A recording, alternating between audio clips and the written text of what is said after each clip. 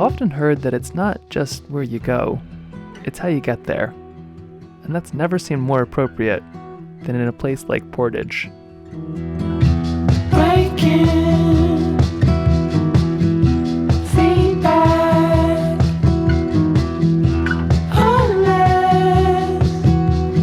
today's sketch, we're going to be heading across Portage, which is actually kind of a wild and new thing, but I'll explain more about that later.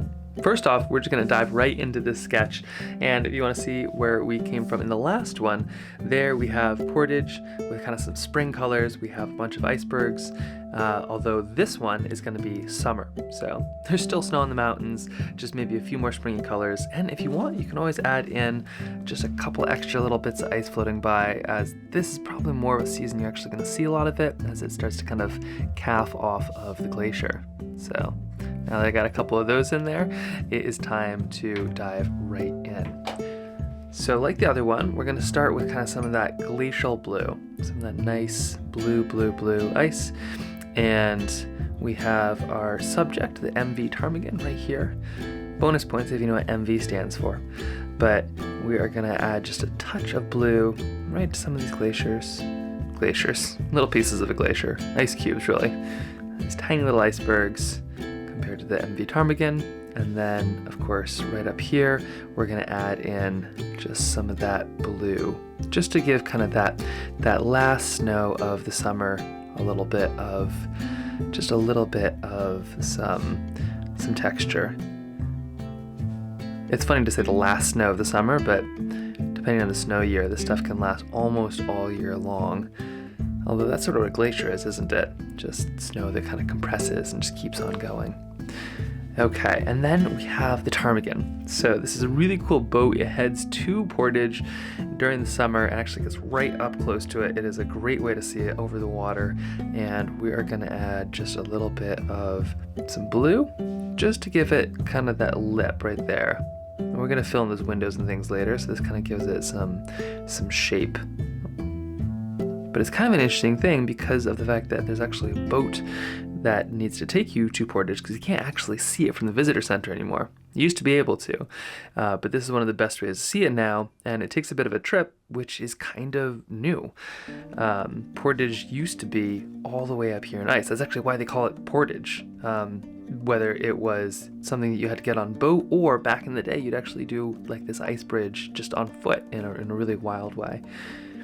Now, we have a lot of this in, so we're going to just quickly get this path, and then once that's dry, then we kind of sort of work through the rest of it, and then we'll take a tiny bit of a break in the middle to let it dry. So last time I made that path, I added just a touch of that kind of darker blue, and then I'm watering it down to make it a little bit lighter. This means you can really kind of control your pigment how you want to, and say you kind of want to go a little bit darker later on, you can always come back and add it. Just kind of a safe bet. Maybe a tiny bit of brown or something too, nice and light, and I'll let those mix on the paper.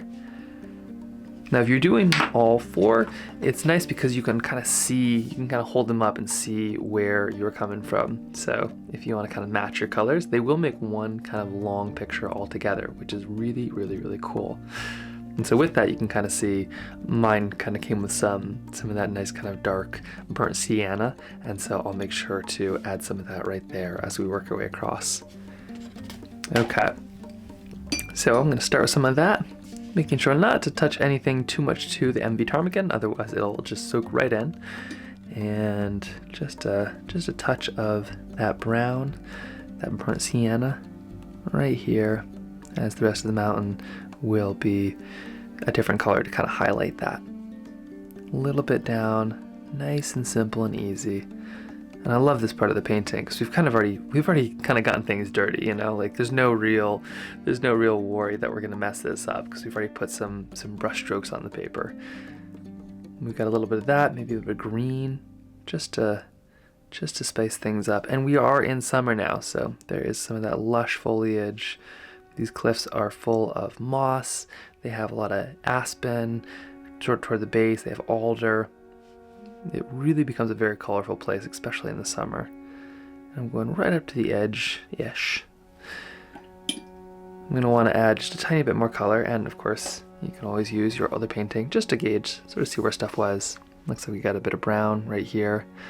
Adding all of this while it's still wet too, so it kind of blends together and becomes one nice, simple layer. And then working our way right around the ptarmigan. This will kind of highlight this really cool bow for us, which is great. Does all the work for us. Now, this is going to dry slowly, and we're going to kind of bounce around and do all the other layers that don't really touch it. Watercolor really is sort of this 3D chess game.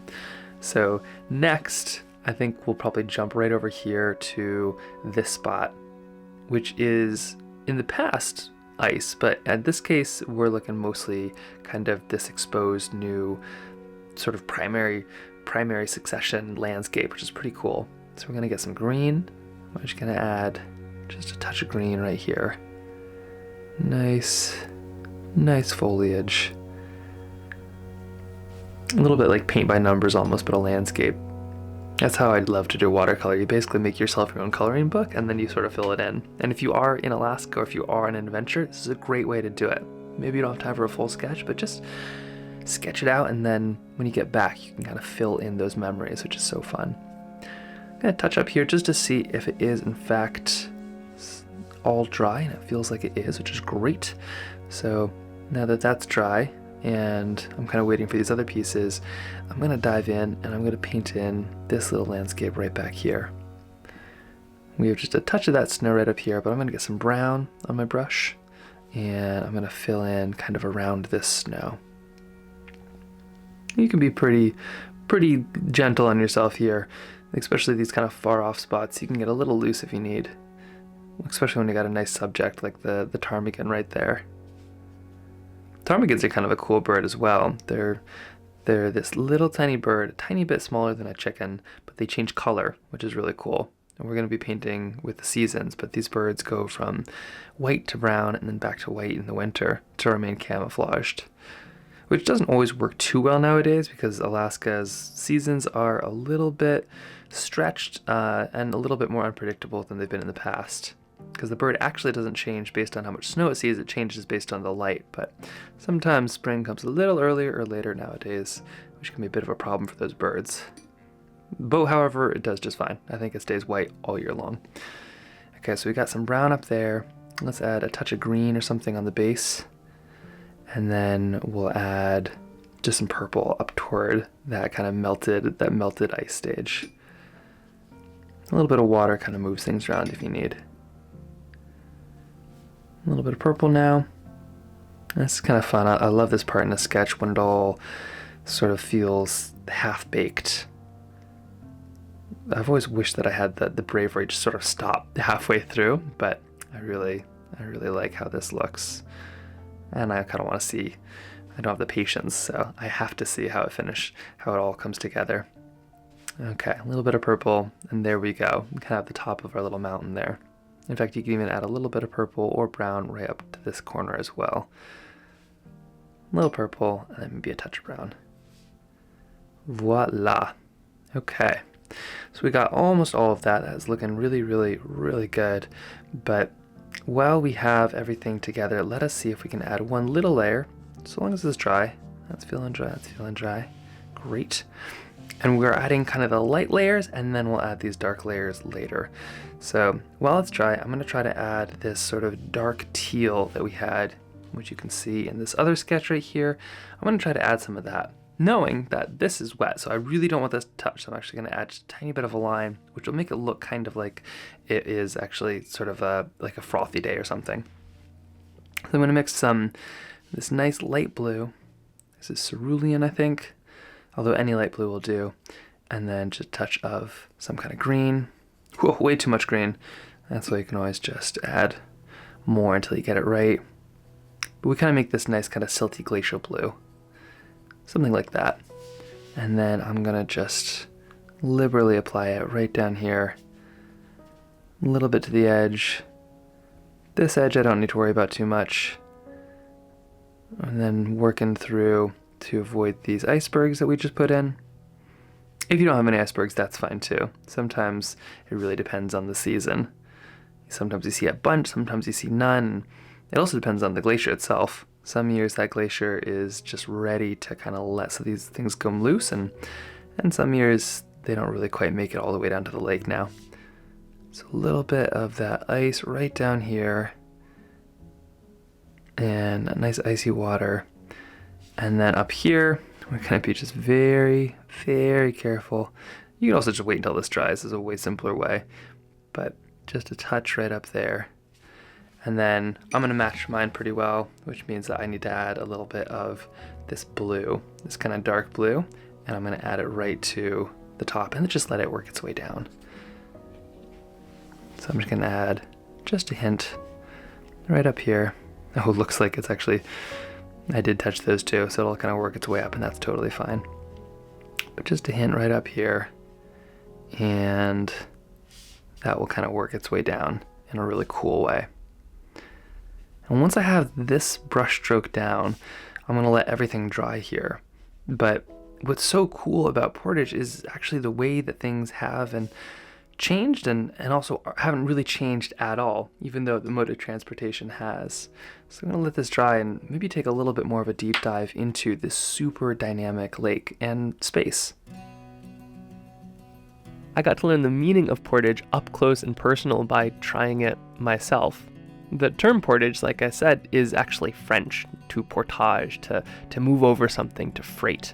And I always thought of that term of like canoes in the Great Lakes, the Adirondacks, as people would go from one lake to another. But it means something very different here, or at least on a very different scale. For a really, really long time, Portage has been somewhat of a superhighway for people traveling between Prince William Sound and Turnagain Arm, which are two really important areas in Alaska. The issue is that these mountains are so hard to traverse and pass. I mean, they're really rugged Alaskan mountains that it's kind of hard to find a way through them. So hard, in fact, that the military ended up blasting a super long tunnel through one of them even just to get to the other side, but we'll get more into that later. Before the tunnel existed, and while the glacier was here, this was one of the best ways to do it. And so this pass provided this really important transportation corridor for anybody trying to get through these mountains, whether they're people or animals. And when I say this pass is old, I don't just mean it was used by prospectors from a century ago, although it was. I mean, this transportation corridor was ancient. Alaska Native tribes had used this area for migration, trade, and travel long before anybody showed up in search of gold. But a lot of that would have happened when the glacier existed and provided this natural ice bridge. Alaska has changed a bunch over the years, but in a lot of ways it really hasn't, especially when it comes to the trails. Some have been diverted, some have melted, and some have been paved over, but a lot of times you are walking through history, or in this case, floating below where an ancient path used to be. And now that most of this is dry, or at least dry enough to keep on working, let us finish up this really cool dynamic place. So I'm actually going to start with the sky, I think. I'm feeling kind of like a light springy sky, which is sort of that glacial blue right there. It's amazing how these landscapes kind of borrow the same colors from each other. Or maybe those glacial blues are just so blue because they're reflecting the sky. Hard to know which came first. So I'm going to add just this nice light blue layer here. I think this is cerulean blue, or maybe manganese, or I think there should be a whole palette of Alaska colors. Glacier blue, fiery weed pink, kind of choss gray. Get a little bit of everything in there. And gonna add a little bit over here, and that blue just makes the white of that snow just pop out. Look at that. It's just so cool how just a little color on the side just really brings to life these mountains. There we go. Nice, easy layer, something light, something blue. And now let's paint something old and something new. And I think that this is gonna be right over here. I think I'm actually gonna start with, hard to pick, but I think I'm gonna start with this spot right here. And then similar to what we had on this layer, I'll probably get some nice dark blues and kind of work them down, maybe in something kind of green and brown down here. So I'm gonna grab some, maybe a little bit of blue, a little bit of purple, and I'll mix most of them on my palette right there. So I'm getting nice and watery, but not too watery. And I'm just gonna add a good chunk right here. Not worrying too much about getting the color right, because I'll add more colors and just let that all kind of flow in and flow down, which is how I really love these to come together. Just a lot of input from the paint itself. Get a little bit there, and a little bit down here. And then let's add some purple maybe. Just kind of having fun with all of it, letting the painting kind of decide where it's gonna go. A little bit of purple over here. Trying not to connect to that sky, otherwise that purple will end up there as well. Which is fine. The skies do turn purple here, mostly in the winter though. And then a little bit more blue down here.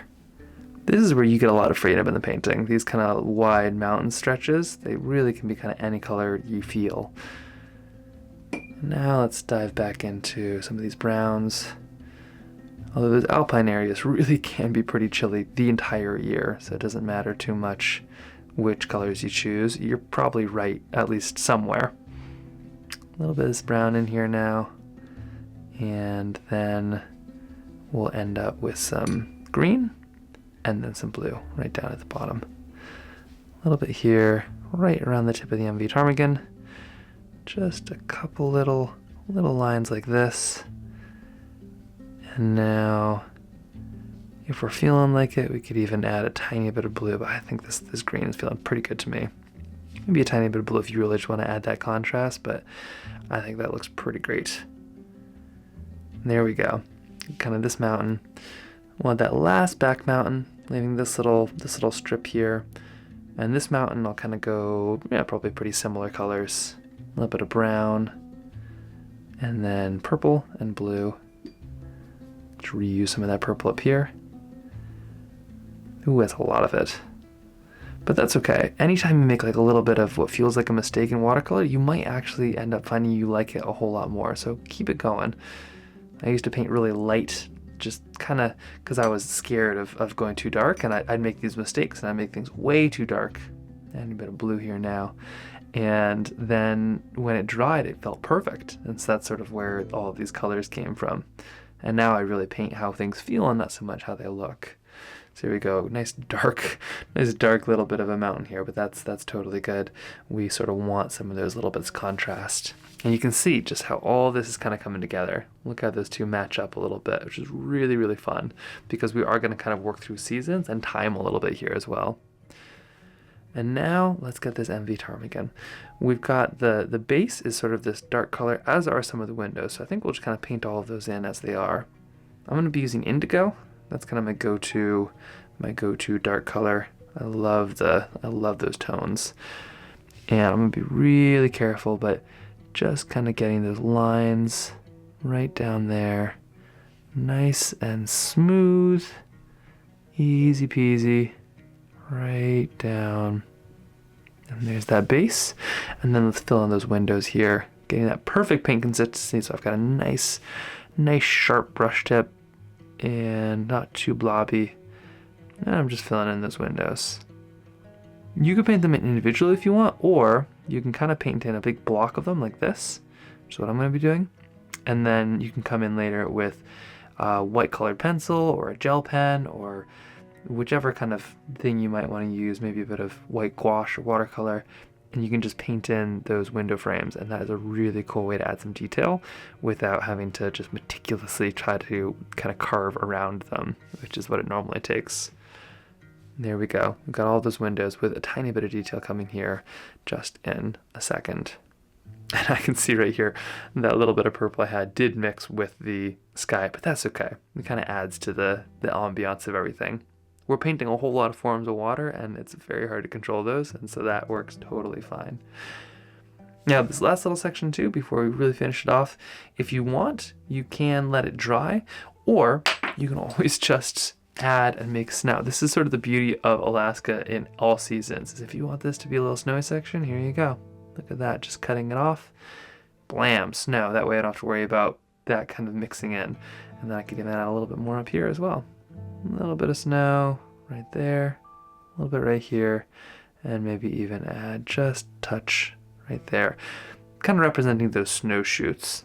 In the winter, you'll have these huge avalanches kind of cruising down, and that's why these passes were so important. Is because, I mean, these mountains were absolutely just deadly if you crossed in the wrong season. So we've got just the reminiscences of some of these snowshoots, just testing. Oh, still pretty white and wet. So we're gonna avoid that just a little bit by grabbing a bit of blue and working around just the edges.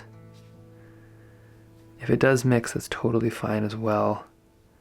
But got a little bit of blue perhaps right up there to the edge. Oh yeah, you see it just takes off.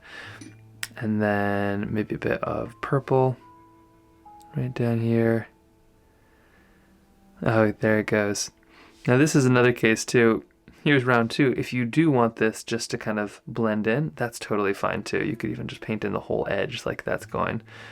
Maybe even a bit of brown right down there at the base. Just kind of letting the water do what it's gonna do. And there we go. Right down to the edge.